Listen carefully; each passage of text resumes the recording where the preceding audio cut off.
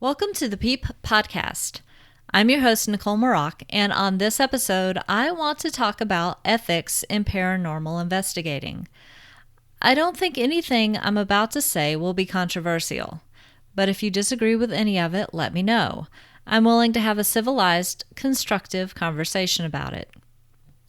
I'm inspired to cover this topic by the number of people I see on Facebook posting in paranormal-related groups that they're new to the field or they'd like to find some new haunted locations to quote-unquote investigate.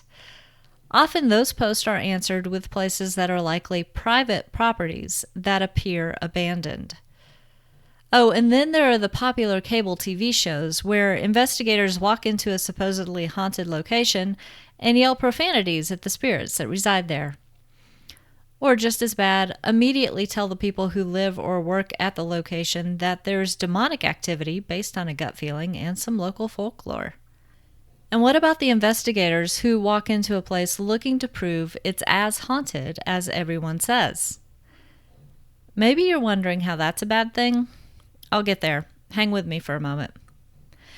As someone who's spent a lifetime studying paranormal topics in books, magazines, and documentaries, and who's been on hundreds of investigations over the course of 10 plus years, I think it's incredibly important to include ethics when talking to people who are interested in getting involved in the field. So if I were to teach a class on the subject, I'm not, but if I were, here are some of the points I would make. First, let's define ethics. There are 4 definitions on dictionary.com, and I'm going to use 2 of them here to set the stage for this discussion. Number 1, the rules of conduct recognized in respect to a particular class of human actions or a particular group, culture, etc. Number 2, that branch of philosophy dealing with values relating to human conduct, with respect to the rightness and wrongness of certain actions and to the goodness and badness of the motives and ends of such actions. Inspire has a set of rules for investigating. Some of them are basic ground rules for how we as a group like to run our investigations, such as no whispering during EVP sessions. Listen to episodes 17 and 20 for more on that rule. And use the buddy system. Everyone works in pairs at a minimum because if something paranormal happens, you want a witness for corroboration, and if a bad accident happens, you need someone who can help or call for help. But we have other rules that are based on our values and respect for other human beings. These represent our ethics. Here are the highlights. No trespassing. Just about every property is owned by someone. Get permission to be there. If you can't contact the owner for permission, don't go. Case in point, we had an old plantation home in our area with a reputation for being haunted.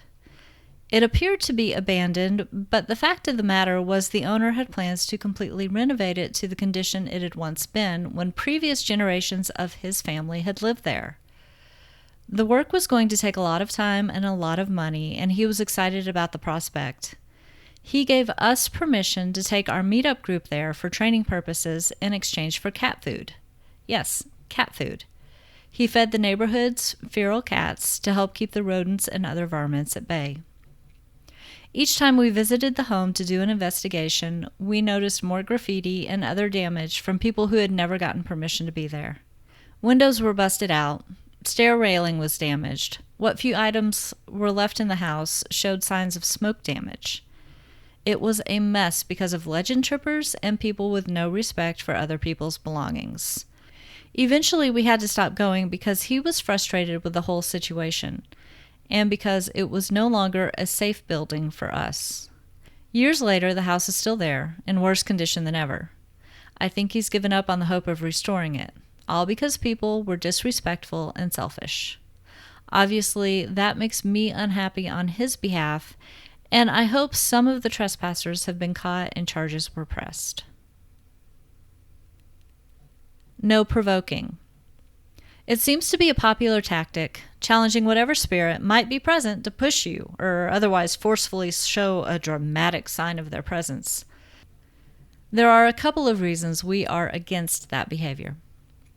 First, if there is a spirit present and you make it angry, what happens? Maybe you get the thrill of an interaction, and then you leave. You have the luxury of going home to your own quiet abode. But did you think about the people who live in the home or work in the business you're investigating? Even if it's a public location that gives ghost tours, it's still not cool. If you stir them up and leave them angry, who do you think will bear the brunt of that ire? The people who have to be there every day. Don't be inconsiderate like that. Second, if there really is a spirit present, most likely it's a human spirit. It was someone living at one time. Walking into their space and being demanding, or worse, insulting, is the epitome of rudeness. How would you feel in their shoes? Would you want to be cooperative in the investigation? Probably not. So by provoking, you're either going to make an angry or frustrated spirit act out toward everyone, or you're going to make them not want to interact at all. How is either of those options helpful? It's just not.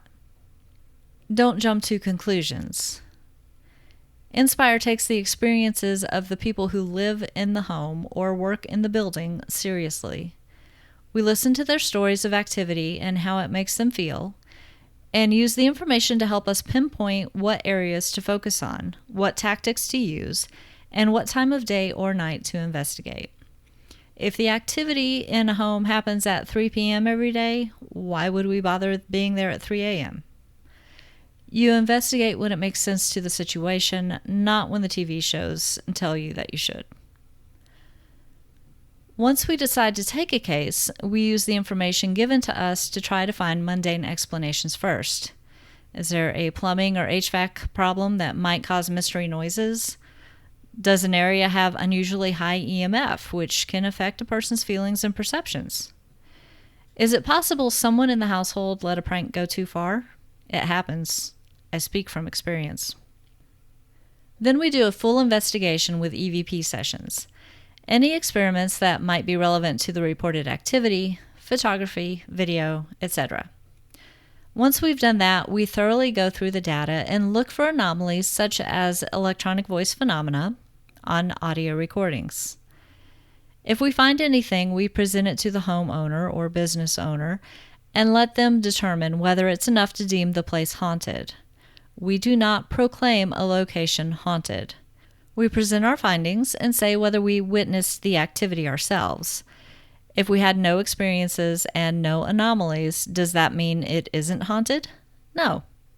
That only means we got nothing. And that happens more than you'd probably imagine. If you go into a location looking to prove it's haunted, you're going to suffer from confirmation bias. You'll be looking for things that seem to prove spirit activity and potentially ignoring evidence to the contrary.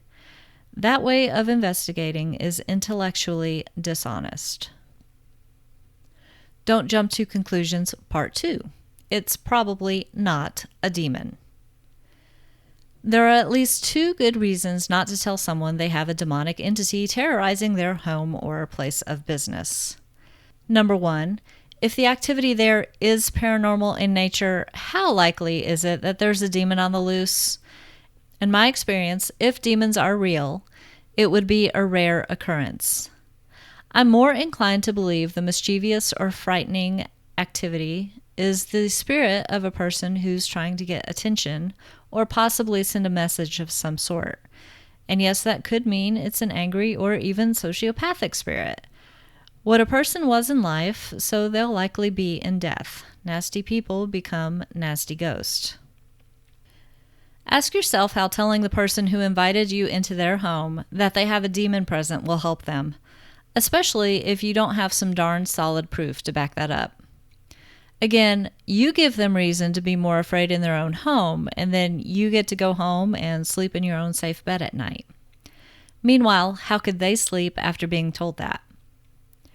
If you can't prove it, and you can't fix it, but you really do believe there's demonic activity, bring in someone who has the knowledge and experience to deal with the situation before scaring the homeowner. Who might that be? Start with your local clergy, a trained priest, minister, rabbi, whatever. Don't take it upon yourself to discern something like that, especially if you have no way to mitigate the problem. Be willing to acknowledge and accept your own limitations and ask for help.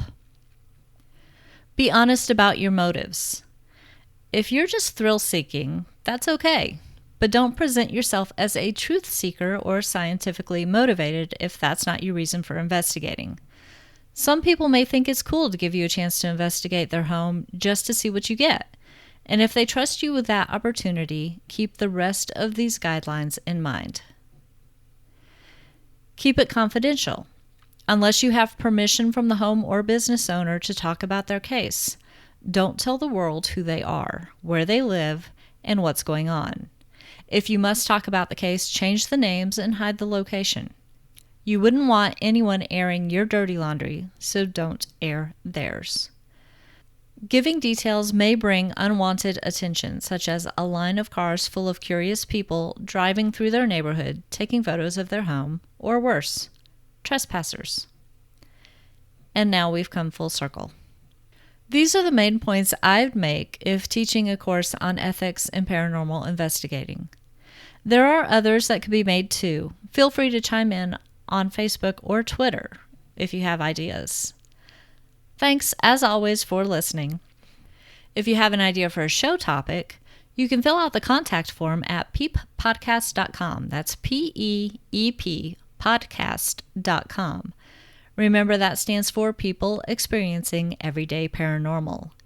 If I can find a study about it, I'll be happy to use it. Also, if you're interested in sharing your own personal stories of paranormal experiences, I'd love to have you on the show. It can be as anonymous as you'd like. You can keep up with the show on its Facebook page, facebook.com/peeppodcast. As I mentioned, we also have a growing group linked from that page in case you're interested in joining the conversation over there. If you like the podcast, please give it some rating love on your favorite podcast app, share it with friends, and subscribe so you don't miss an episode. Doing so will also help the podcast be found by others. If you're interested in supporting the show financially, I've set up a Patreon page at patreon.com/NicoleMaroc. Patrons will receive special thanks and some Paranerd perks. You can also look for the Peep Podcast shop at tpublic.com for t-shirts, stickers, magnets, and other merchandise. Those links are also in the show notes. No matter how you support the show, listening, telling others about it, Patreon, or sporting a t-shirt, I truly appreciate you being here. Thanks again for listening. Stay safe and be well.